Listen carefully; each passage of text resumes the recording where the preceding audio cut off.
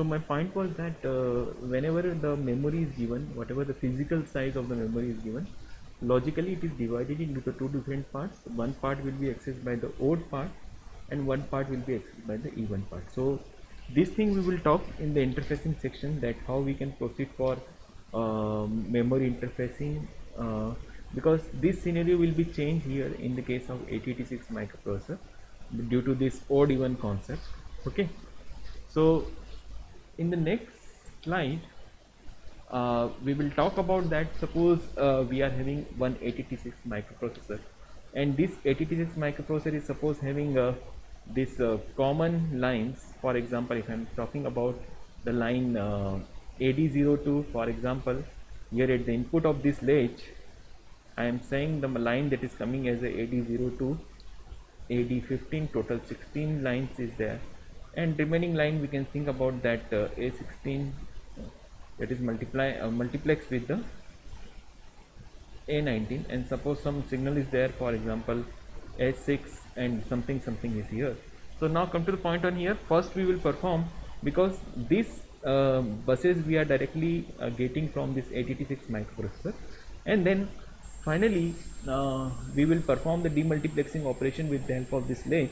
So for example, this is a block schematic, so we can think about it is 74LS373. So in a previous slide I have talk about that. Now for one latch, one 74LS373 can handle up to the 8 lines. Okay, but here the 20 lines are there, so obviously I will use the latch number 1, 2 and 3. Okay, so here I will get my separated data lines in the format of D0 to D15, total 16 lines, and the thing is that here I will get the total my address line from A0 to A19.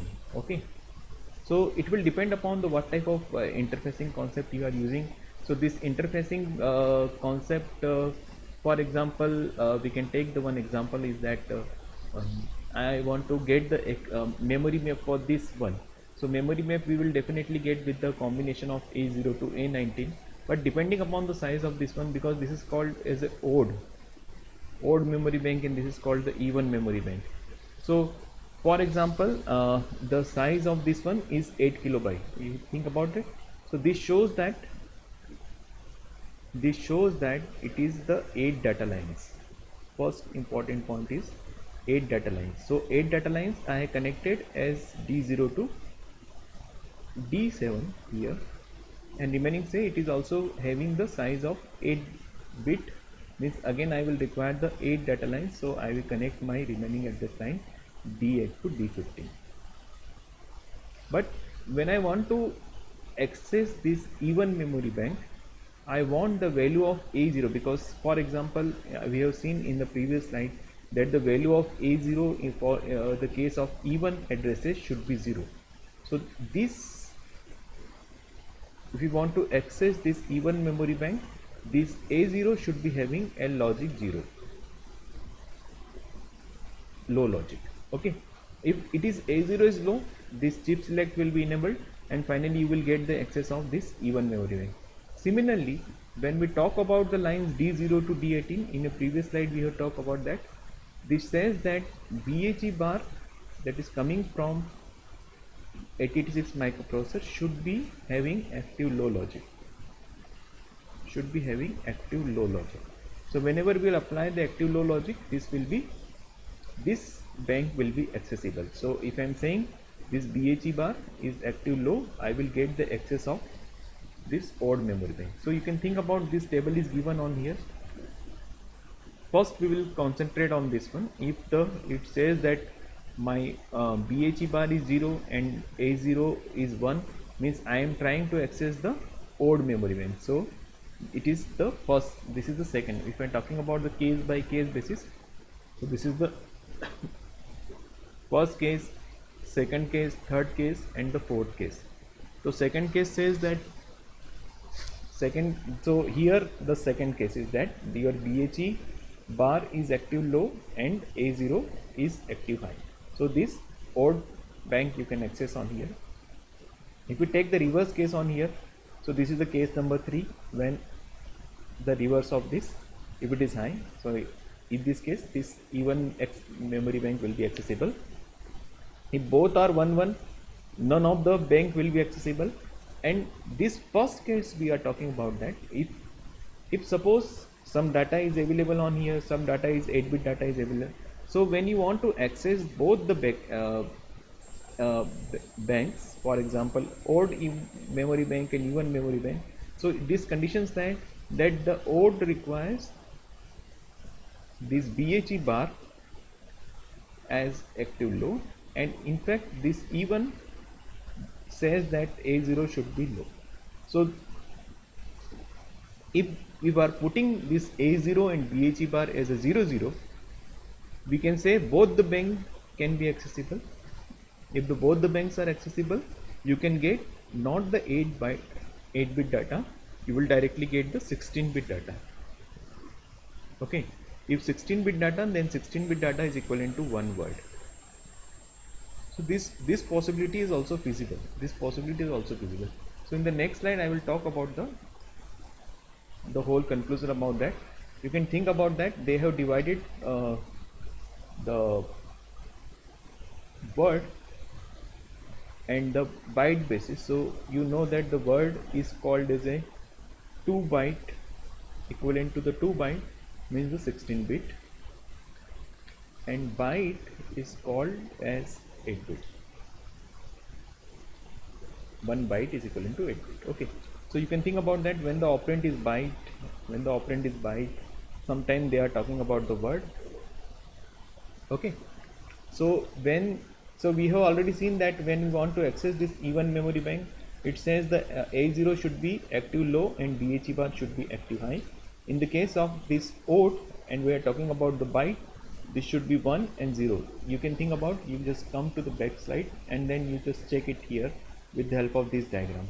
Okay, and we have also talked about this case when both these values are 0 0, if 0 0 this value means we are accessing the odd and even bank both, but the problem is that we are accessing the even memory bank.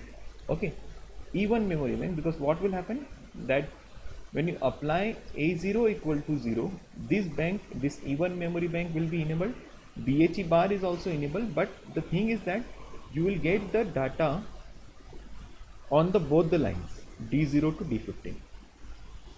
Okay, and similarly we can access the data from odd memory bank by word basis, but here I will talk about this data will be fetched into the 2 bytes. Okay, one data will be go on D0 to D7 from the same memory bank, and another data will be go as on D15 to D8. So combinedly if there are 2 bytes, I will talk on here as a word. Okay, so in the first cycle it will access this one, and in the second cycle it will access like that one. Okay, so most of the student may be confused on here is that why the bank name is given as a even and odd like that. Okay, so you can think about that if suppose my even memory bank is there, and for example I am having some word that is stored here, so I am having a word, so I will require the 2 memory byte address for that one. So I am having the complete word. So in the first cycle, like here in the first cycle, so this is in the first cycle I will access this one, and in the second cycle I will access this one. Okay, like this one. So this is a particular memory bank, so this memory bank can be accessed like that. Yes, this is very important slide, and this slide talk about the how you can demultiplex your lines. For example, this is your 8086 microprocessor. You are having the total 16 address line for that one. So with the help of the, because it's the, if we talk about the number of lines are 16 lines, and this 174LS373 is able to handle only the 8 lines. So the thing is that if I connect it and I connect with this address latch enable, So this address latch enable says then when it is active high, so during the high duration this latch is transparent, whatever data is going through it, it will pass through it, but when it will become the low, the data will latch inside to that one. And we know where that very well is that for the complete operation we need a lower address to complete that operation, as we seen in the 8085 microprocessor. So you can think about that, if there are, it supports only the 8 lines, so for the 16 lines I will require this 74LS3 number 1 and this is 74LS3 number 2. So you can think about the output lines on there is that, for example, it has connected, if this is the complete line AD0 to AD15. So here I connected AD15 to AD0. Okay, so this is the logically I am separating because I have to connect both the lines on here.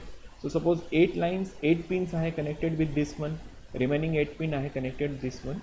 So when I apply this ALE signal, so during the high, the address will be travel from here to here, from here to here, but when it is latch, the remaining address which is available on these lines will be latched inside to that one for the complete operation. So this operation we have seen in 8085 microprocessor, how it will perform the latching operation. So now come to the very important point is that these two are justifiable, but you can think about that the remaining line, your A4 lines, we can think A16, 17, 18 and 19, they are also time division multiplex with the some status signal. So you have to separate out these lines. So again for the separate out you will again need, because there are total only the 4 lines. So obviously I will reach and say that I will require the third 74LS373 for the demultiplexing of this line. So my A16 to A19 will be available. So if you count the number of address lines on here is that 8 lines of address buses are here, 8 lines of address buses are here, and the 4 lines of address lines are available here. So the total 20 address line I am getting, and I can say on here is that similarly from here, from this bus I will logically say I have separate out my 16 data buses also. Okay, so 16 data buses I have separate out. So with the help of this D15 to D0 I will get in here, but I cannot use this D0 to D15. I have to again divide this D0 to D15 into the 2 different parts. So I am writing on here D15 to D0 we can use into 2 different parts, D15 to D8, and this is D7 to D0. Okay, I am coming to this one because we cannot directly use this 16 line combinedly, so we have to separate out into the 2 different parts logically. And obviously we have seen that in the case of this one, these address lines are unidirectional. This is unidirectional, this is again unidirectional, and this is again unidirectional. Okay, this again unidirectional. While we talk about this one data line, they are bidirectional. They are the bidirectional. Okay, and you know very well is that whenever you are using the lines, the separated lines, either I am talking about the address bus or data bus, we will use some sort of the buffer to use these lines properly. For example, in this slide I have used this buffer.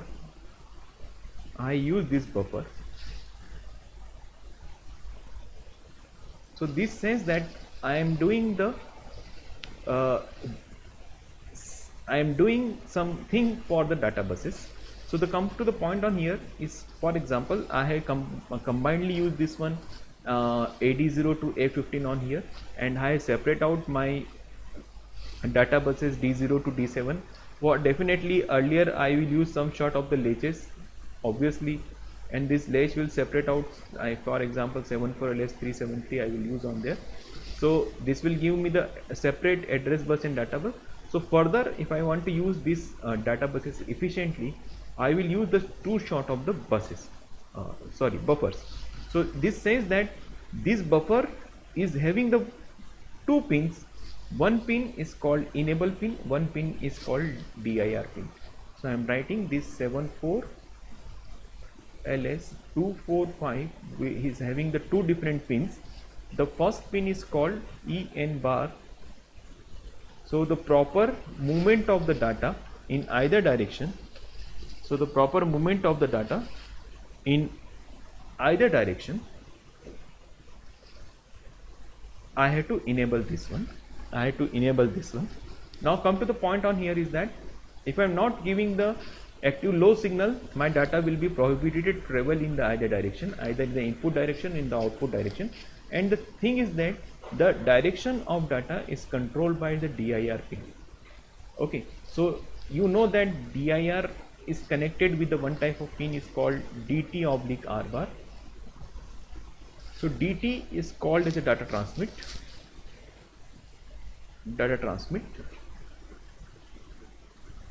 and r bar is called data receive.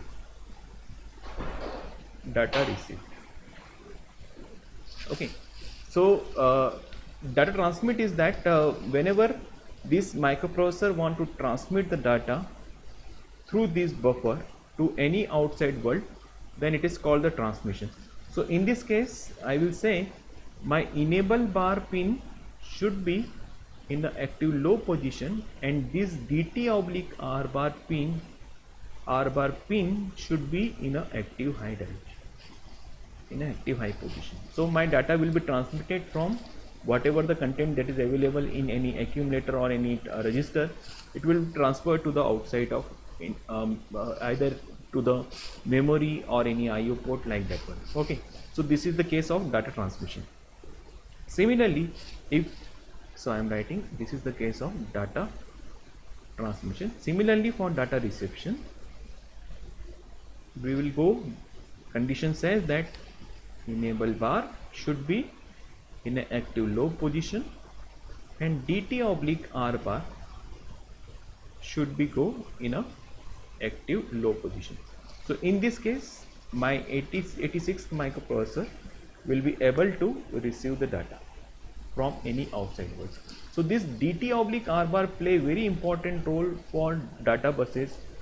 So the complete data buses, for example D0 to D15, is dependent upon the dt oblique r bar, depending upon the what type of operation either you are transmitting or receiving. Automatically, if it is the data is going outside to the 86 microprocessor, obviously this dt bar r bar will be becomes active high. If the data is coming inside to the 86 microprocessor, this dt oblique r bar will become the active low. So please be remember that whenever we are dealing with any type of data, these two pins will play a very important role. And similarly for the address buses, this ALE play very important role apart from the clock and any other signals. Okay, so these two signals will talk about the address and demultiplexing concept. Okay, one more thing is that how you can generate the control signal. So you know that the control signal can be, there are two types of the control signals. First, either you want to perform read operation or the write operation. Okay, if this signal is low, means you are performing any reading operation either with the memory or any input output port. If this signal write bar is low, means you are performing any reading or writing operation for any memory or anything. But this time they have changed this signal as called as M oblique IO bar. Okay, so my ultimate purpose is that I want to generate these signals. So those who are learned 8085 microprocessor, they know that we have used some AND gate for that one. So definitely I will make a combination of that. When my read bar is active low and my memory is high, my memory, this M oblique M bar IO bar is high, so this is the low and this is high. So at this due to this inverter, this will become high and this is still high. So obviously at the output it will become high, but due to this inverter it will become the low. Okay, so finally the signal generated on here is the called as a memory read bar. Okay, similarly to generate memory write bar, again the same type of logic on we will use. Again this aim oblique IO bar will be active high for aim memory write bar signal. This is write bar is active low. Okay, so this is again inverted due to this inverter. Okay, but there is a no inverter, so this will, so both high is there. So if the high is there, it will generate active high after the ending, but due to this output inverter it will be active low. So similarly the type of signal that is generated on here is the memory write bar. Okay, similarly you can generate this IO read bar and IO read bar. It is very simple, that because both the signals are active low,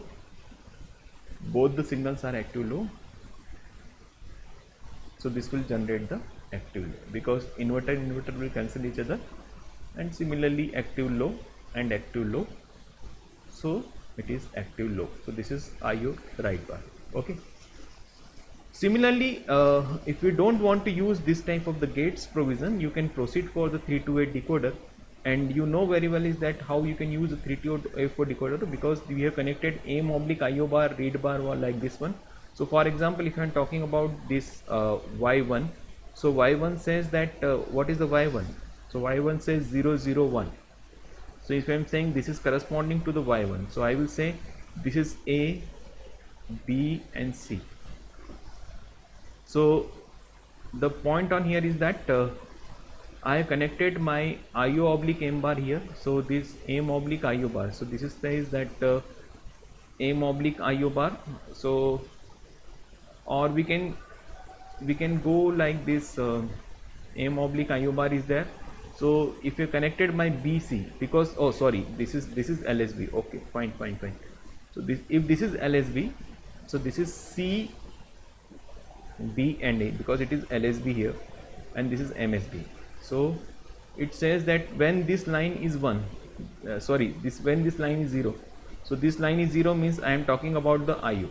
Okay, and this says that B should be low, means I am talking about the read bar. So this is the read bar. So this will finally generate, this two combination will generate the active low signal in the format of IO read bar. Okay, we can take one more example, is that if I had connected with the Y2, if I am saying A, B, C, so this is 0, 1, 0. So we can think about that, C representing the LSB and A representing the MSB. So I will say this line is connected as active low logic. Why I am saying about 2? Because it is generating the 2 on here. Why I connected here? This is 1. Okay, so you can think about that. This is B. This B is having no role because it is high, and C is my write bar.